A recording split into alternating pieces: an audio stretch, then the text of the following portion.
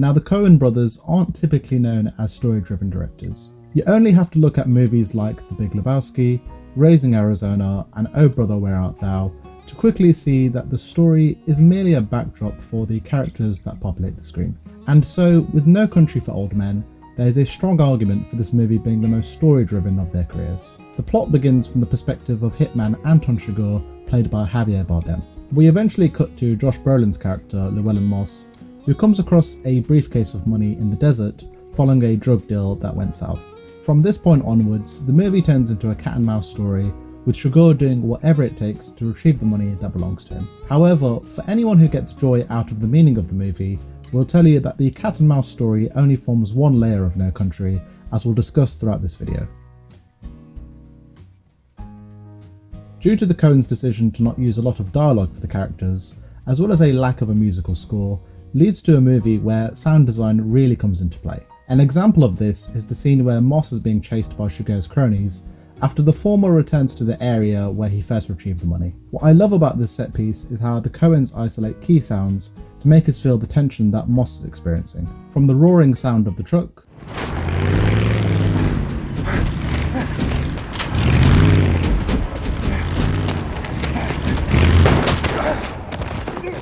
to Moss trying to escape the attack of a pit bull,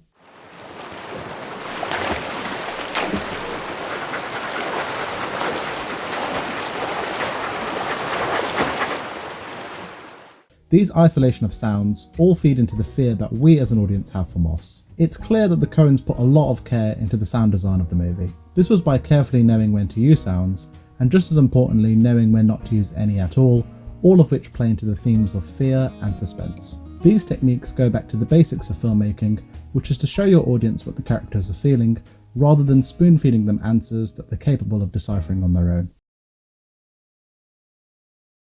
Violence plays a big role in No Country, with the vast majority coming from Chigurh's character.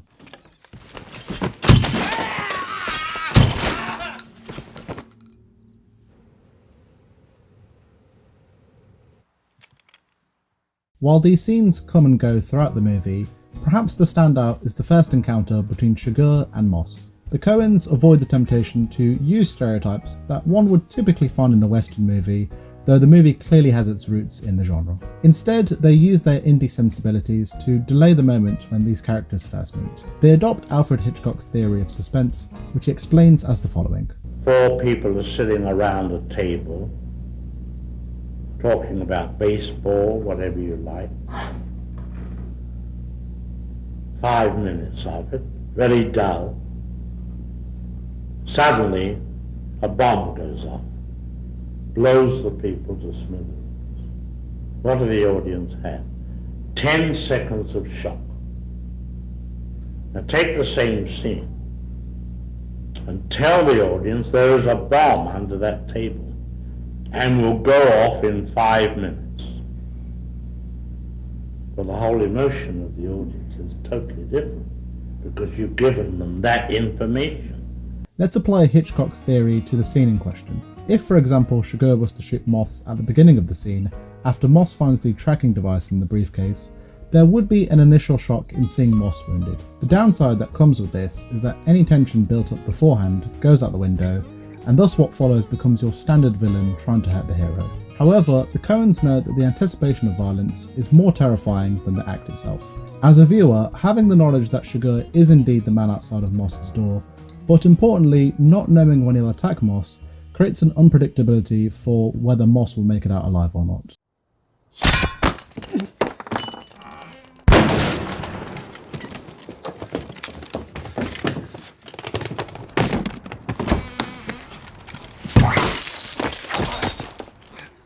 The suspense that the Coens utilise, not only in this scene, but the movie as a whole, makes the set pieces all the more rewarding.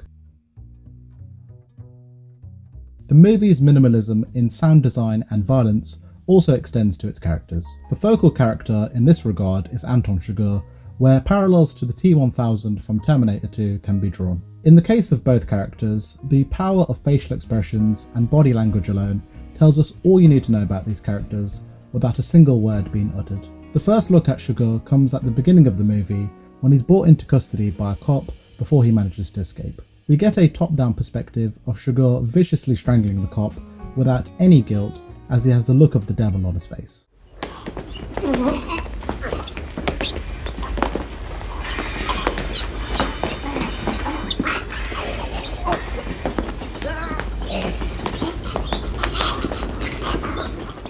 The Coens, along with Bardem's mesmerising performance, inform us of the terror of this character, along with the struggle that Moss will come up against in the events that follow. When we do get around to Chigurh's dialogue scenes, there's a precision and calculated manner to the way that he interacts with others. The best example of this is the first coin toss scene between Chigurh and a gas station owner. The scene starts off as an innocent purchase from Chigurh for a snack and gas for his car. However, it quickly turns into a tense conversation after the owner asks Chigurh where he's from, much to the latter's dismay. I didn't mean nothing by it. It didn't mean nothing. It's just passing the time. If you don't want to accept that, I don't know what else I can do for you.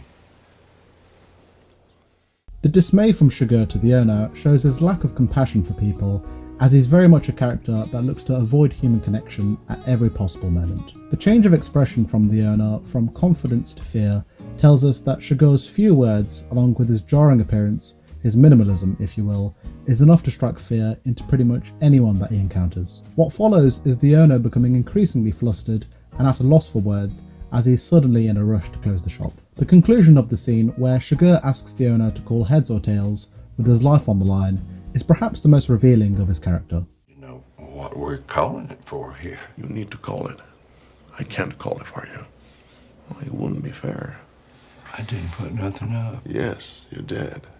You've been putting it up your whole life. You just didn't know it. He's almost telling his victims beforehand that I'm not the true face of evil that you see me to be. Rather, our lives are decided by fate, with the coin being the real enemy in this case, as Chigurh simply sees himself as the entity in which the act of violence is carried out. The visual language that the Coens use for Llewellyn Moss isn't one that we typically associate with a Western hero. On the surface, when we first see Moss, his beige cowboy hat and checkered shirt certainly give off the impression of a strong masculine figure that we see in the genre.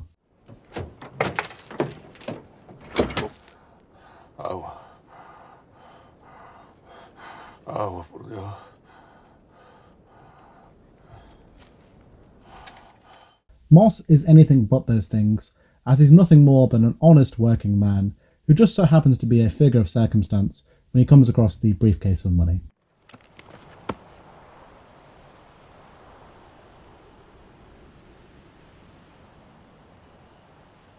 Yeah.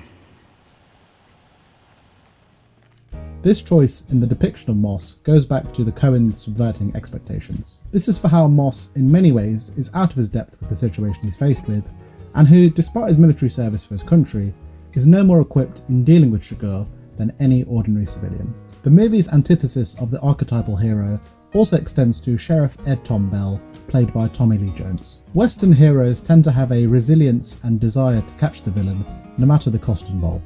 However, the opening monologue from Bell quickly establishes that the world of No Country is not black and white, and that there's a moral ambiguity to the people that populate this world. The crime you see now, it's hard to even take its measure. It's not that I'm afraid of it. I always knew you had to be willing to die to even do this job. But I don't want to push my chips forward and go out and meet something I don't understand. The line from Bell of not being able to understand this emerging unknown evil is perhaps the most telling of his character.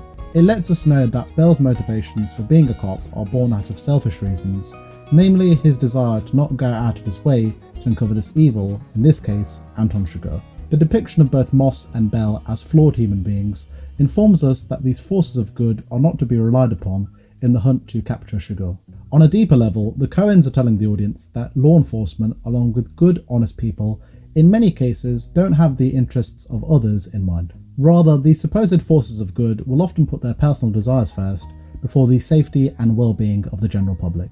In short, No Country for Old Men is more than your average crime thriller, as it's an intelligent deconstruction of the Western genre, as well as raising relevant questions about how we as a society deal with the evils in the world. So I'll now hand it over to you, as I want to find out whether or not you enjoyed No Country for Old Men, and do you think the Coen's minimalism enhanced or diminished your experience of the movie, as I'd love to hear your thoughts in the comment section below.